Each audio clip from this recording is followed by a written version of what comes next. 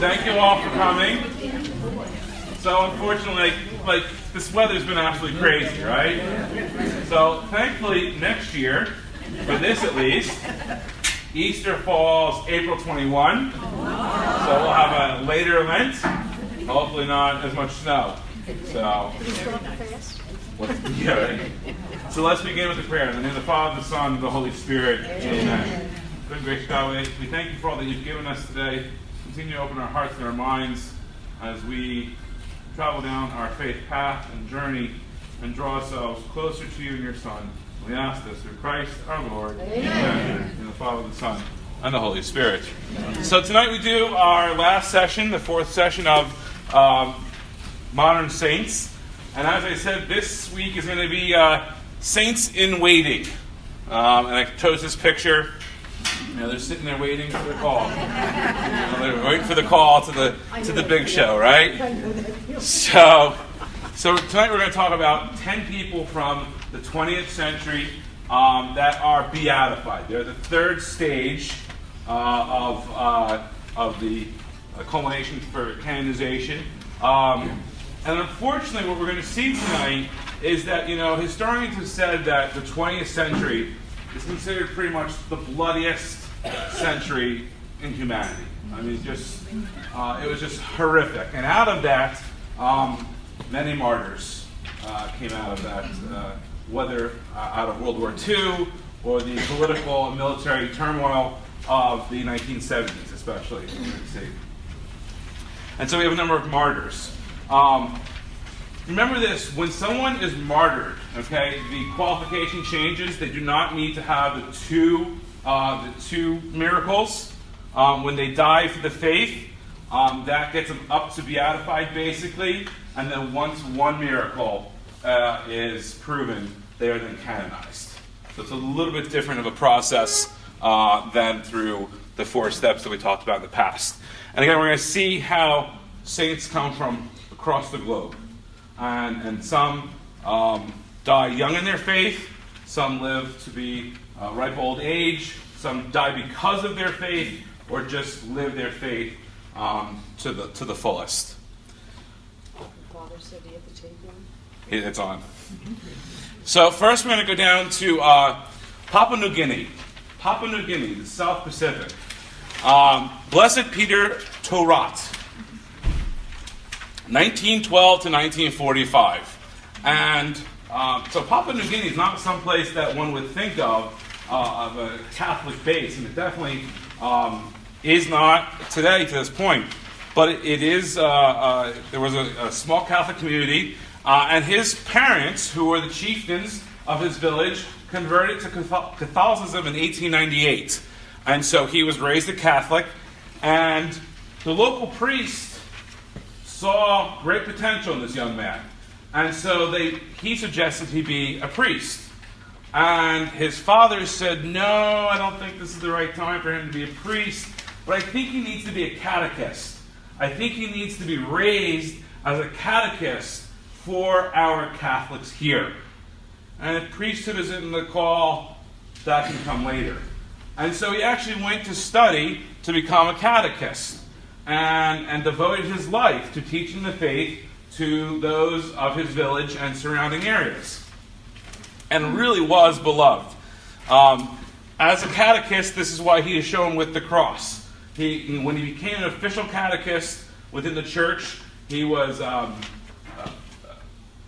don't want to say ordained, but fully immersed into the ministry, and then given this cross as a symbol, as an official catechist of the Catholic Church in Papua New Guinea.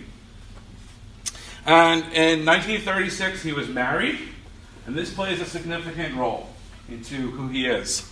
And like I said, he became a beloved catechist of his village. In 1942, the island was occupied by the Japanese. So, of course, the Japanese Empire had been expanding over the 10 years before that, island by island, and eventually Papua New Guinea was occupied by the Japanese. One of the first things they did was to suppress religious ceremonies. And all Catholic ceremonies were suppressed. The priest that was there fled, and basically left Peter in charge. And he continued to actually perform some ceremonies that he could do. Baptisms in particular, and quasi-marriages. He was left in charge of the parish to become the official witness, if you will, on behalf of the parish, and perform some of these ceremonies. However, because it was not only suppressed, the church was burnt down by the Japanese, and so he had what was called the bush church. Literally out in the jungle is where they would meet. And he continued to have prayer groups with and some of the sacraments with the Catholics in the area. He was eventually arrested because some of his followers turned him in. You know, they were probably spies. And he was arrested and was killed by lethal injection. On the day that he was killed, that he was murdered, he was told by his Japanese captives that a doctor was going to come visit him and give him some medicine. And knowing he was not sick, he knew they were going to kill him. And so he asked his wife to bring his best clothes and his cross so he could go to Jesus in proper attire. And so in his jail cell, which is depicted here in a stamp issued by Papua New Guinea, because he is very revered in the country today, of his torture and then murder. When they put the lethal dose into him, he did not die quick enough for them, and so they started to beat him. And when they found the body, it was beaten to a pulp on top of being injected with poison. He is the patron saint of married couples. Now, why is this? It is because one of the things that he preached against was the Japanese allowance of taking on a second wife. When the Japanese would come in, they would try to impose upon who they had conquered this belief, this aspect of their culture to take a second wife. And he preached against it as against Catholic doctrine. And it became one of his big things to push, not to allow his fellow villagers to fall into this sin if they complied with it. And so he is actually the patron saint of married couples today. And again, when he was canonized, Papua New Guinea put out a whole series of stamps in honor of him. Blessed Gabriel Allegra, OFM, 1907 to 1976. He was ordained and wanted to become a missionary priest to mainland China. And before he was ordained, though, at 21, he was inspired to take on a mission that had been started in the 14th century and never completed. And that mission was to translate the Bible into the Chinese language. Okay? For 500 years they've been trying to do it, and no one completed it. So he went to mainland China, was trying to evangelize in mainland China, but had to flee to Hong Kong when the communists took over. And so he stayed in Hong Kong, and for 40 years he worked on translating the Hebrew Bible and the Christian Bible into Chinese. Yeah, and so in 1968, for the first time ever, a one-volume Chinese Bible was issued under his authorship.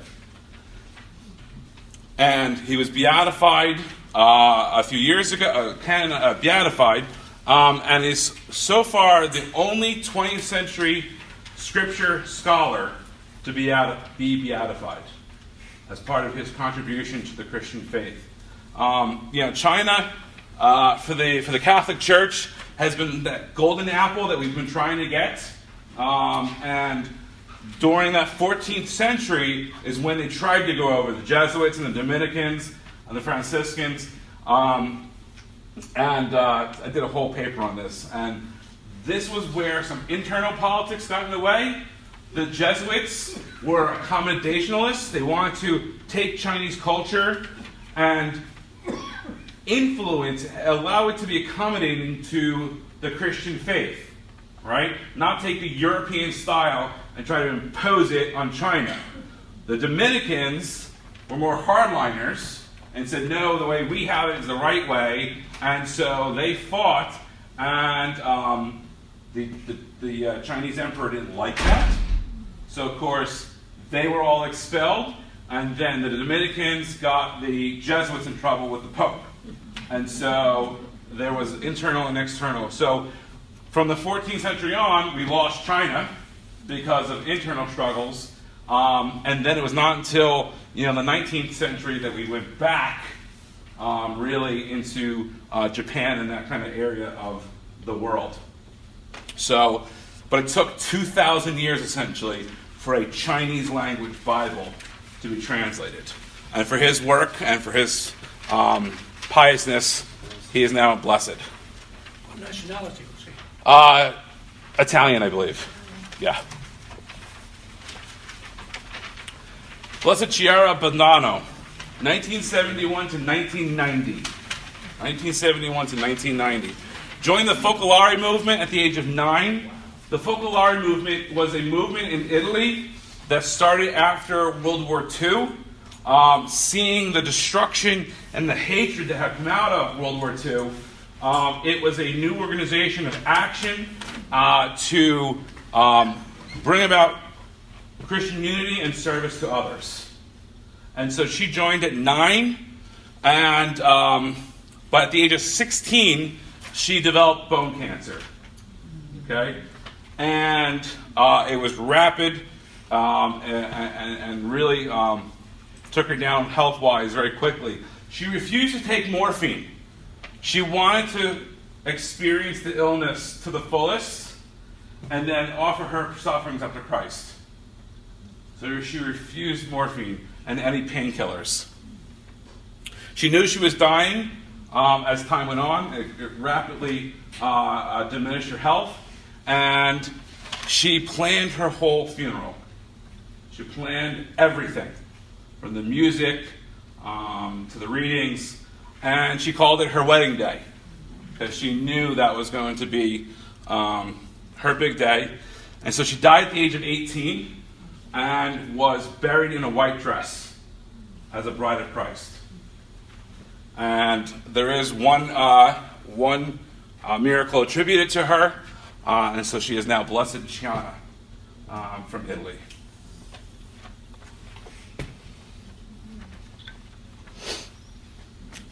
New Jersey proud. Right? Blessed Miriam Teresa. There you go. What they said. Born in Bayonne. Died in Convent Station, New Jersey, 1927. Now here's an interesting thing, right? So she was actually born she's a member of the Ruthenian Greek Catholic Church. Okay? Ruthenian Greek Catholic Church. So here's a little ecclesiology, a little church here, okay? So we belong to the Roman Catholic Church, all right? Within that, there are 23 rites, R-I-T-E-S, okay? We belong to the Latin Rite, which encompasses 95% of Roman Catholics. The other 22 are Eastern Catholic churches who are in full alignment with the Pope, but have different historical, liturgical aspects from us. Okay? So we are the Western Church, they are the Eastern Church, but they're all Roman Catholic. Okay? So the Ruthenians are the Byzantine Catholic Church, part of the Eastern Church. Okay? Those are not the Orthodox. Okay? Those are the Eastern Catholics. So Ukrainian Catholics, Ruthenians, these are all Catholics. The Greek Orthodox are Orthodox Church. The Russian Orthodox are Orthodox. Okay? So they only encompass about 5% of Roman Catholics, rites-wise. I have to say, like, the Eastern Rite liturgy is absolutely gorgeous. It really is. It's spectacular. From the chants to the incense to just the whole thing is just. They'll do it in their native language of the rite. It's spectacular. And so, although she entered the convent as a member of the Sisters of Charity of St. Elizabeth, which is a Roman Catholic Latin Rite order, she remained Ruthenian, okay, because they are part of the club, for lack of a better word, right? So, and she never transferred her affiliation. In 1927, she was diagnosed with an acute appendicitis, and it didn't look like she was going to survive. And so she had not made her final vows yet. So under what's called in articulo mortis, my Latin is fantastic, in the danger of death, she made her final vows. Okay? With the church, death supersedes everything.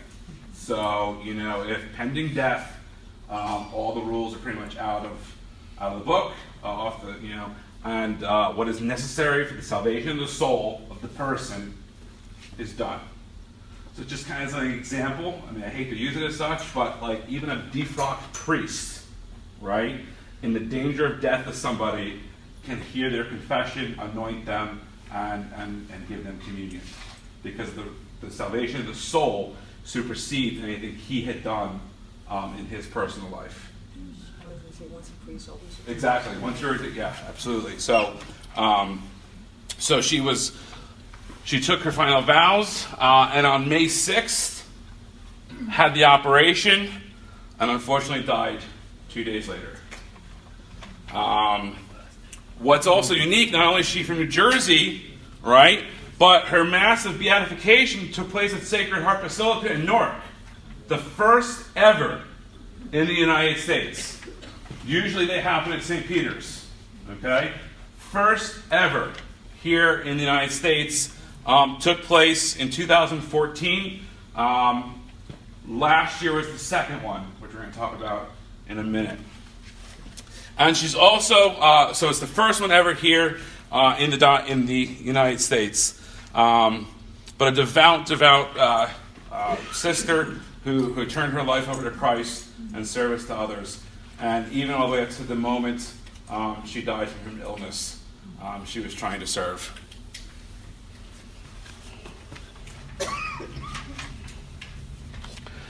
Blessed Father Stanley Rother, 1935 to 1981. Grew up in Oklahoma.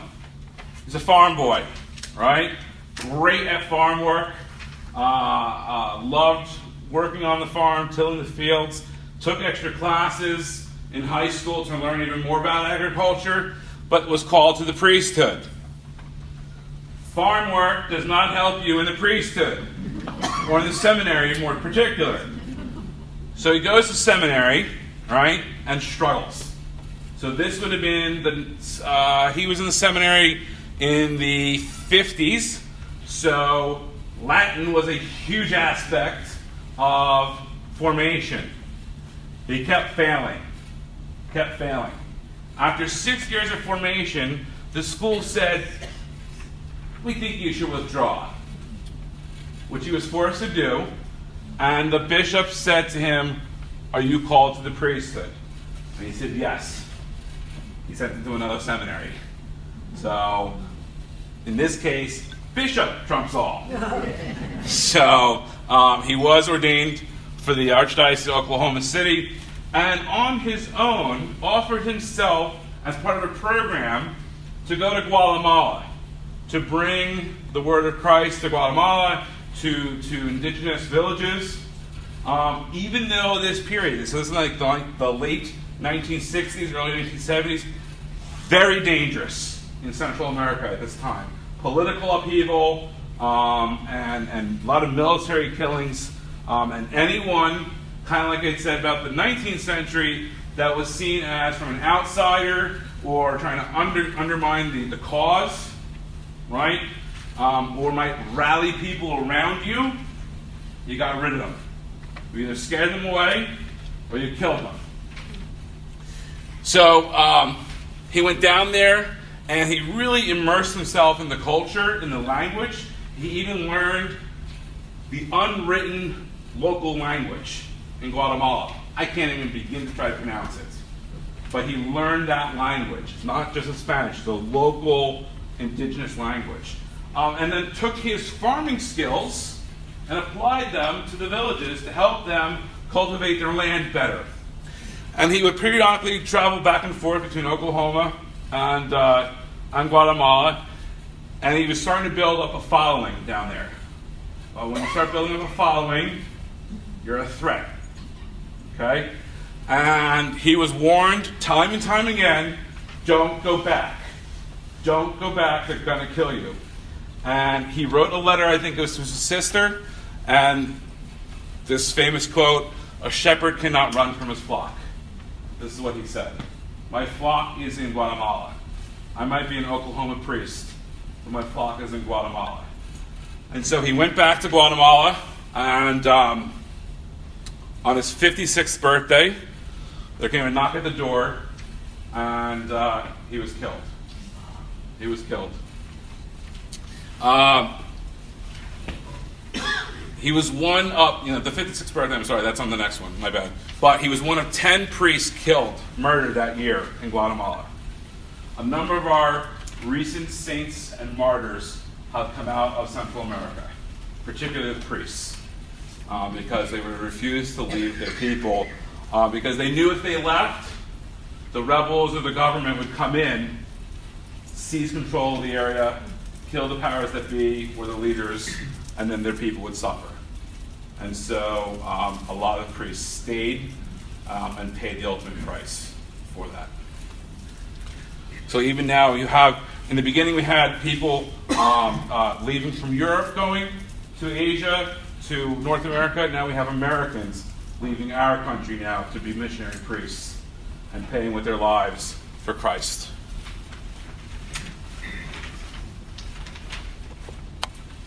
So, Blessed Franz Jägerstatter. The J in German is said as a Y. Something might stand out on that image in the middle there. So a little story of how I came to know about Blessed Franz. Last year, I'm on my computer reading one of the articles on the Catholic websites, right? And when you scroll down, they always have related links, stories. And so I'm sitting there and I'm reading the story, and as I scroll down, a swastika pops up on the side of my page, and it's this image, and I'm like, "What's this?" And underneath the image was the headline about a story about Blessed Franz Jägerstatter. And I'm like, well, this piqued my interest. So I clicked on it and I read about him, and it's absolutely amazing. If you get a chance, if you can't see it, of course the swastika jumps out, right? But if you see here, you have the devil, right, carrying the swastika, but his arm is like this because he has a saint in front of him. So, and he was a Wehrmacht soldier. He was a German soldier.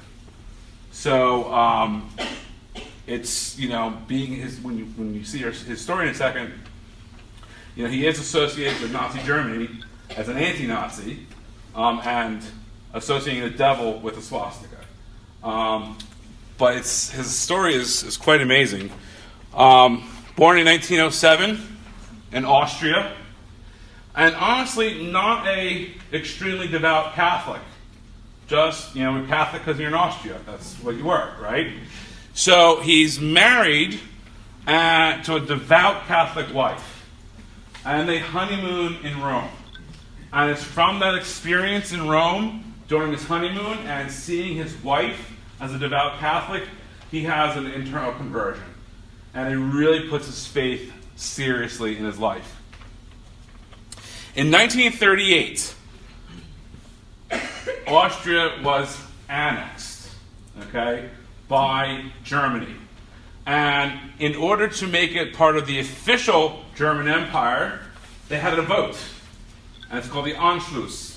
All right? And it passes like 97%. Well, apparently in his village, he was the only person to vote against it. Okay? He saw the evils of Nazism and of Germany. So in 1940, he's drafted into the Wehrmacht, the German army. Okay? But because he's a farmer, each year he's allowed to go home during the harvest. All right? So he would go for training and then go back to harvest. Well, it was in that period he saw what the Nazis were doing. He experienced what the Nazis were doing to Jews, to non-Jews alike. And he saw the conflict that arose between his faith and what was happening politically in Germany and Austria. And so in 1943, he was called to active duty. And he defiantly went to his commanding officer and refused to go to fight as a conscientious objector, saying that my faith and my belief of what is contrary to what you're doing, and I will not fight for something that's against my religion. Well, he was arrested and put on trial for undermining morality and was found guilty and executed by guillotine. Guillotine. Okay? That happened in 1943. He was declared a martyr and beatified in 2007. In 2007, I believe, this movie was made where Martin Sheen is actually the voice of Blessed Franz. I've not honestly seen it. I want to see it. But he has become a rallying point for those who object to military action that is taken in contrary to our faith. But this is a man who knowing that if he did this, it would lead to his death. And he left behind a wife and young children. But he was not going to become a Nazi soldier and kill others because of his faith.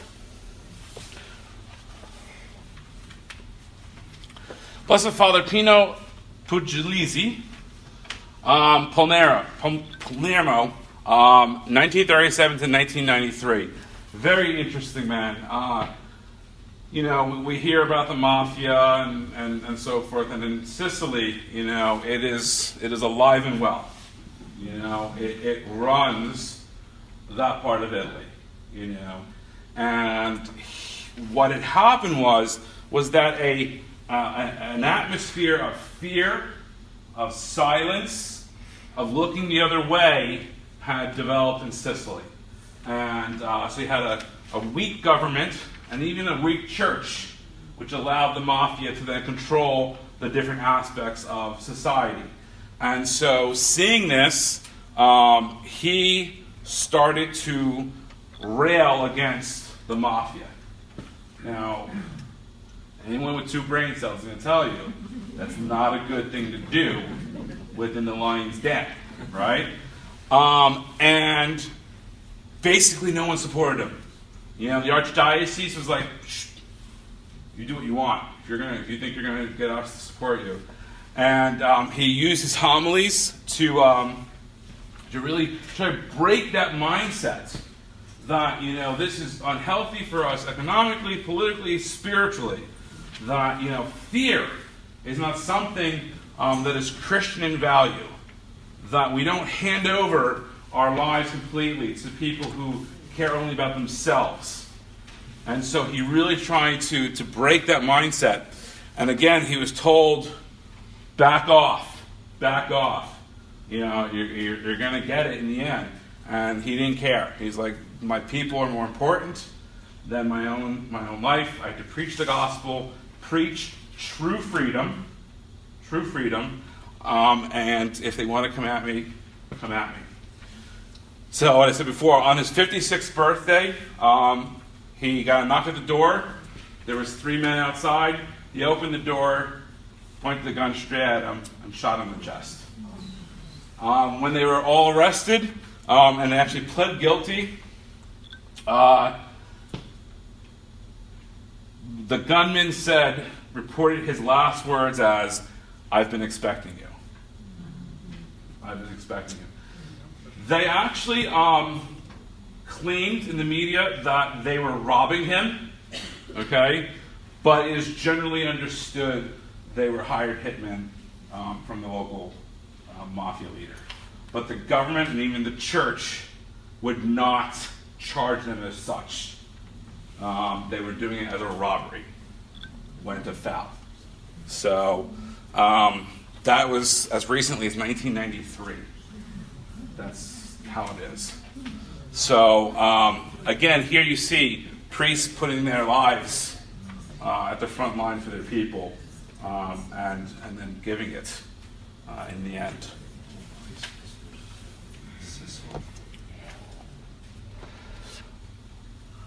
On a both happy and sad note, Blessed Pierre Giorgio Frassati, young man, 1901 to 1925, 24 when he died, was born into a well-to-do family. His father was a state senator, eventually became an ambassador, very well connected in Turin in northern Italy. But he was a social activist. He really wanted to help those that were poor and underprivileged, and did a lot to help the people of Turin with whatever abilities he could do financially. Was an avid sportsman, great athlete, loved mountain climbing and canoeing and hiking and all this kind of stuff. As a side note, one of his legacies today is that several parishes have Frassati clubs. Frassati clubs are geared towards young boys in the middle school and high school that are geared towards sports and prayer.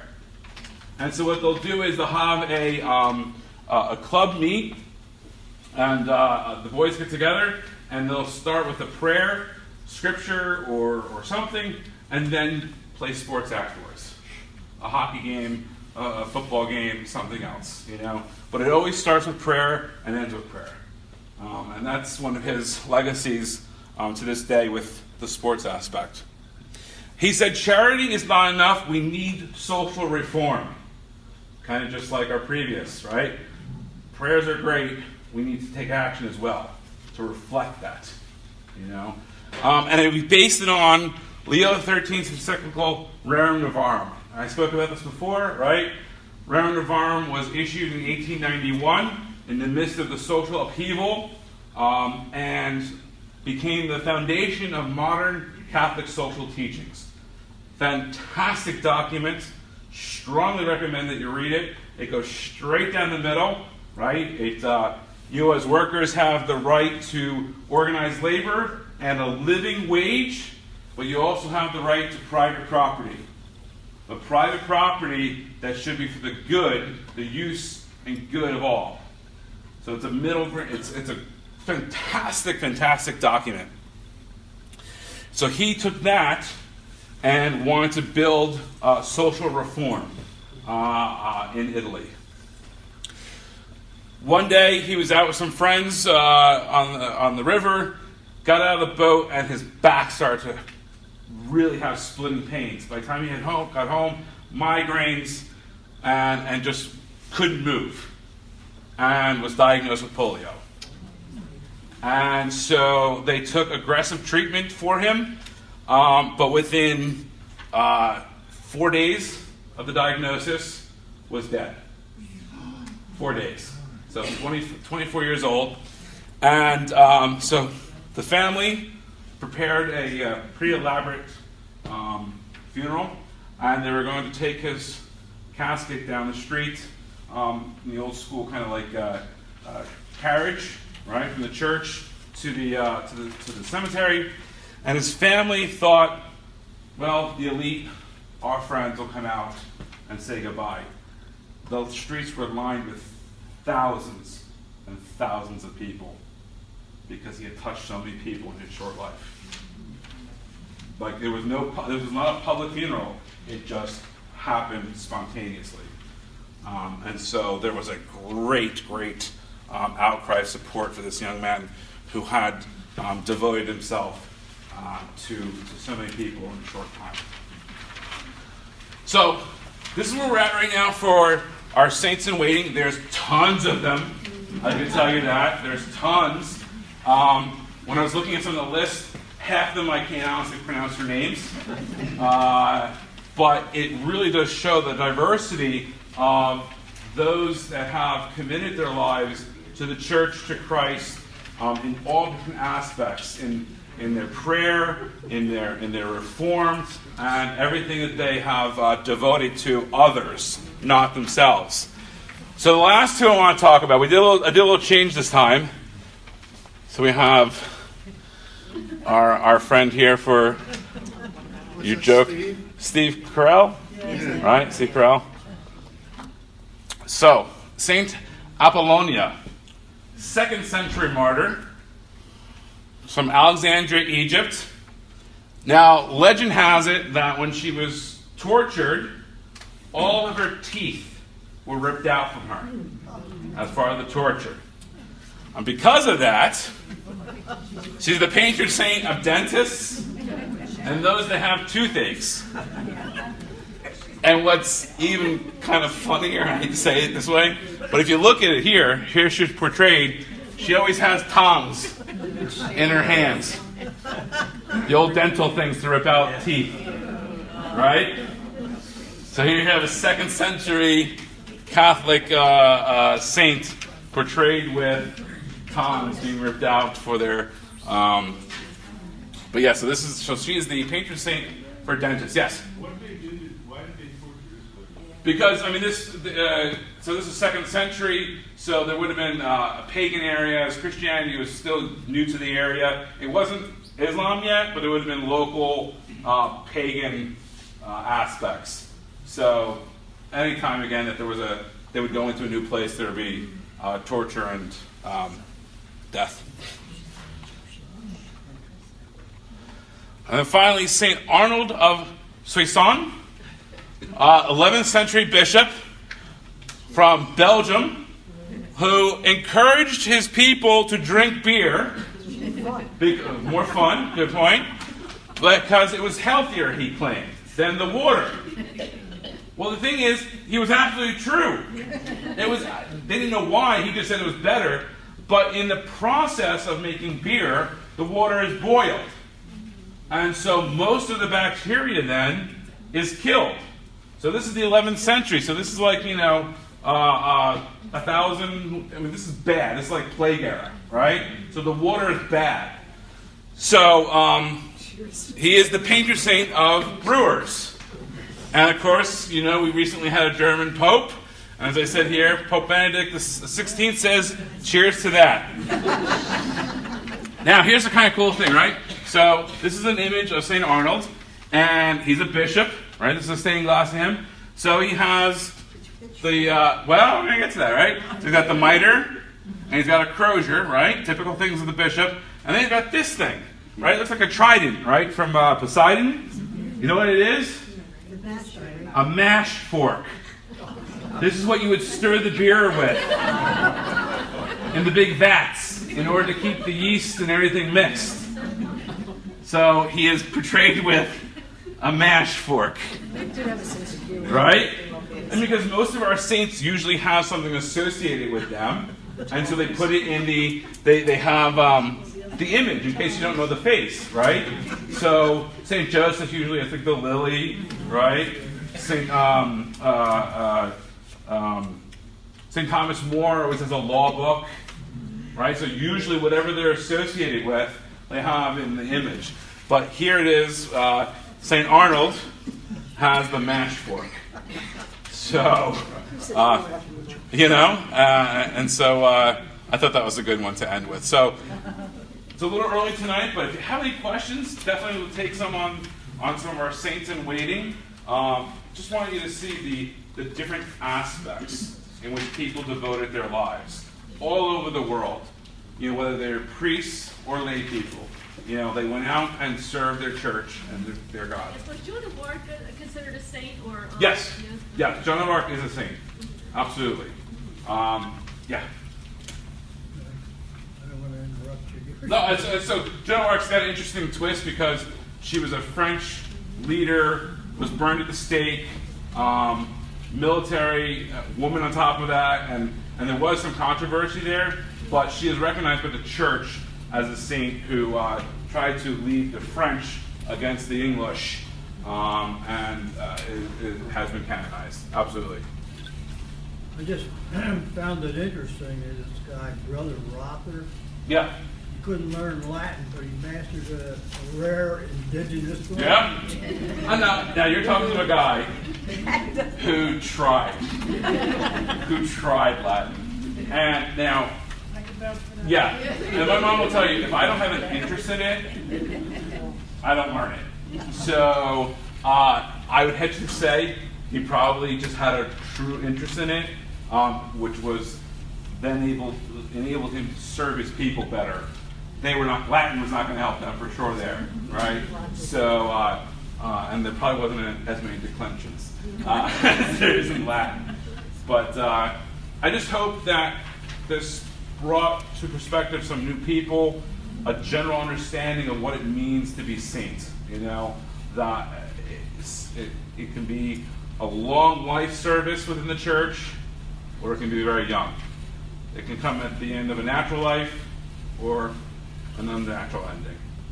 But we strive to be Christ-like in everything that we do, in our words, our actions, our thoughts, and examples to those that we encounter every day. Blessed Miriam Teresa. Yeah. So what did she actually do while she was alive? I mean, how did she serve? She was, being so young, she devoted herself to the convent and had just served through the Sisters of Charity, and just there wasn't anything specifically like visions or anything like that, but just a pious life. And then a devotion to it. So more or less, the Sisters of Charity are the ones that started the cause. Correct, yeah.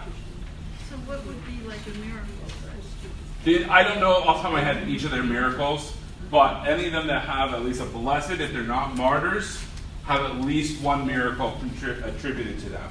I'd have to go look them up for each individual one, but usually they're medical miracle. And is there feast days for blessed? There are, okay. Once they get blessed, they get a feast day. It typically is the day they died. Okay? But they're not all universal. Even when they are canonized, they're not all mandated as universal, right? So it'll be listed, but a country or a diocese will have a deeper devotion to it. It's not like St. Joseph's Day, right? So St. Joseph's, March 19th, universal church everywhere in the world. Whereas others can be celebrated, but they're not required. So it all depends on the diocese, the country. So like Jägerstadt probably is much bigger in Germany, right, than here. But then a devotion can come out of, if a certain ethnic group moves, right, we'll carry that devotion with them.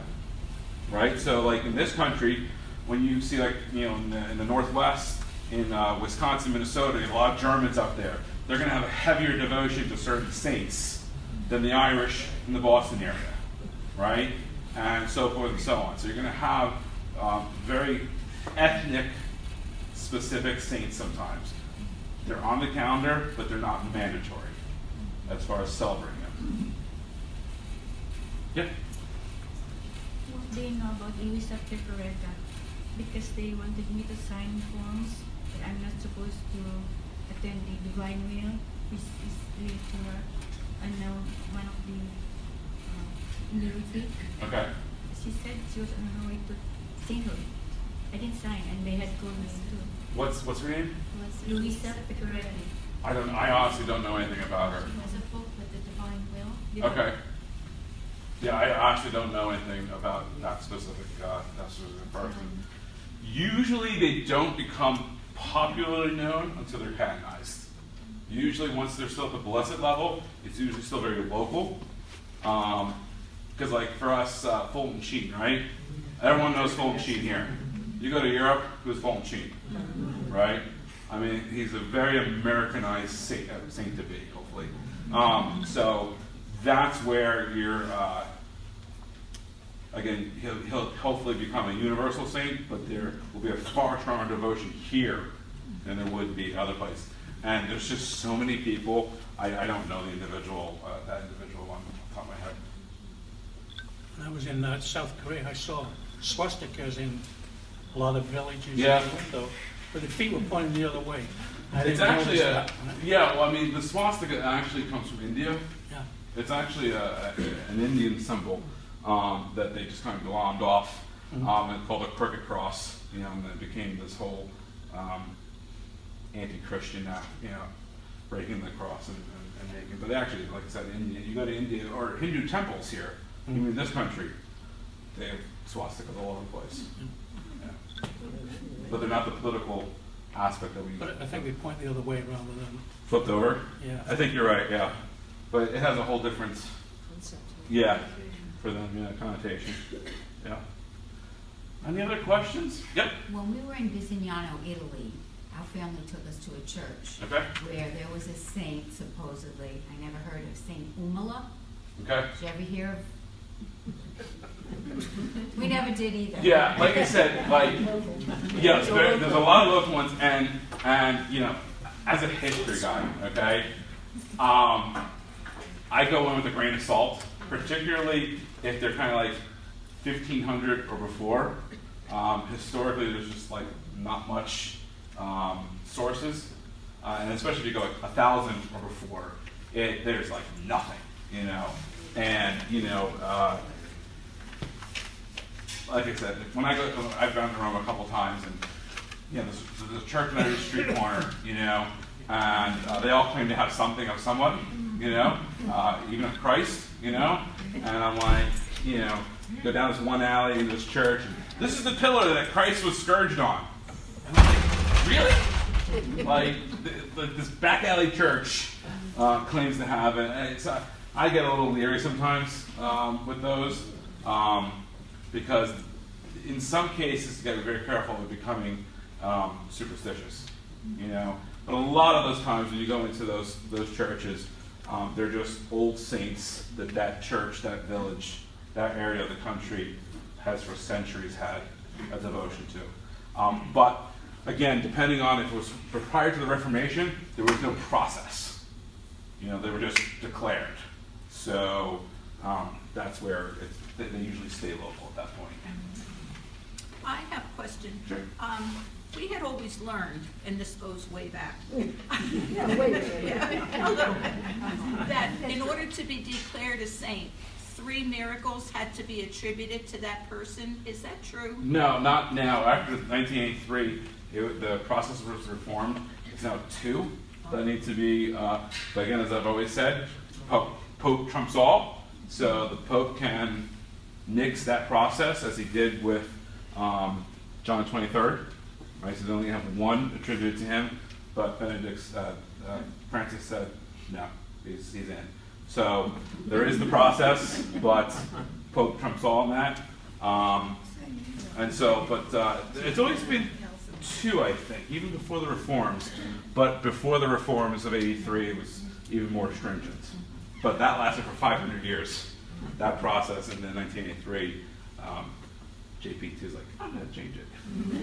Couldn't find anybody with enough miracles? I mean, like JP2 made more saints, to find more saints in his 26 years than like the 200 years before that.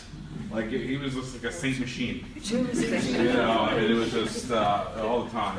And he diversified them, to the lack of a word, going after, looking for non-Europeans.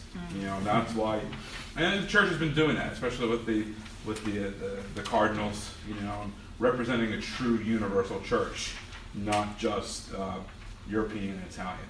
So even those causes, and you know, unfortunately, as we've said, you know, these causes cost money. You know, and there's a lot of great people out there that could be recognized as saints that don't have the organization behind their cause. We've had a whole room full. You know, right, there you go. Some have started and faltered because the money ran out, you know, and then you like I said, have the internal politics of whose saint is it, you know, Peoria and New York over Fulton Sheen, you know.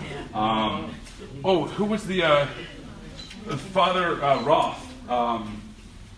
When he died, when he was killed, his body was sent back to Oklahoma City, but at the request of his people in Guatemala, his heart was sent back and put into the altar that he served at the parish. So as I said, that Keep the whole body together. with that you are permitted. There is acceptable separation of the body when they are that way. Always exceptions to the rule. Always exceptions to the rule. Always exceptions. So his heart, just like Father Molokai, Saint Molokai, his arm is in Hawaii, and the rest of his body is in Belgium.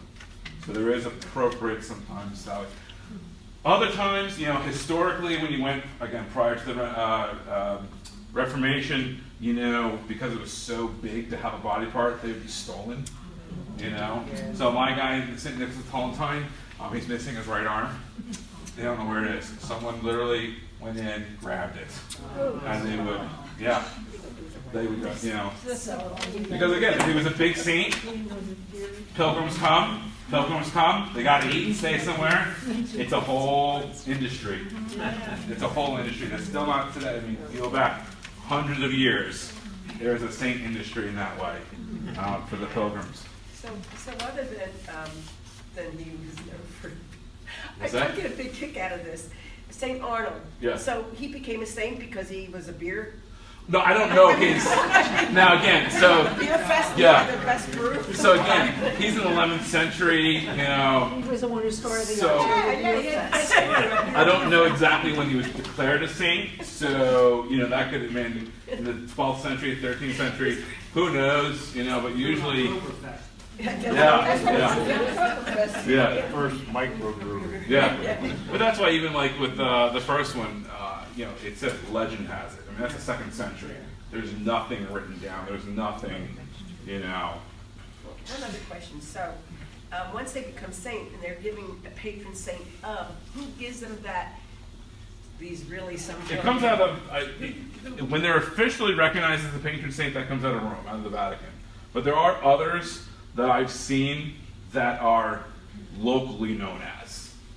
So they might not be Who attributes the officially title to them. right. They'll you know, so they're from a certain area.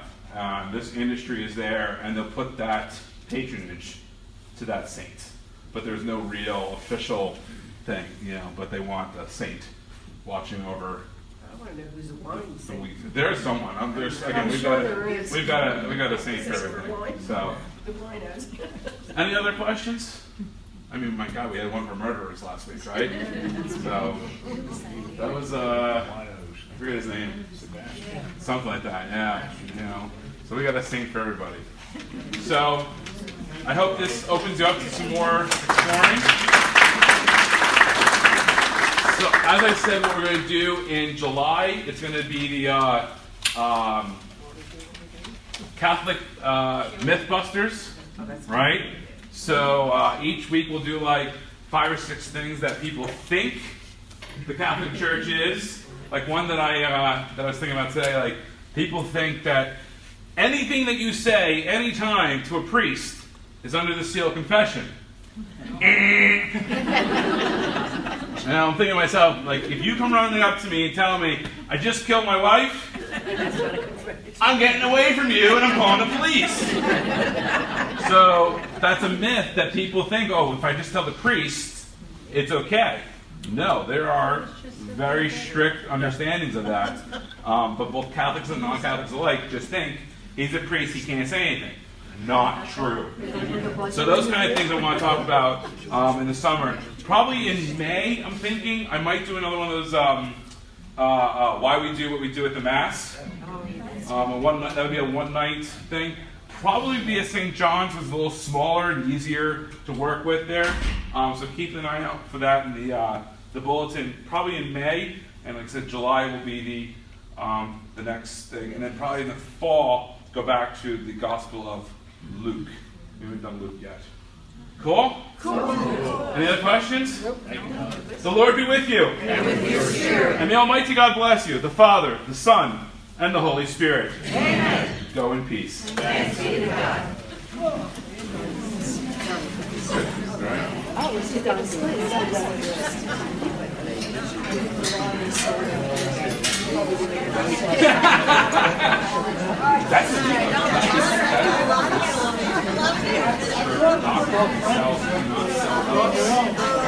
But I bet you have my stuff to say. That's a good idea.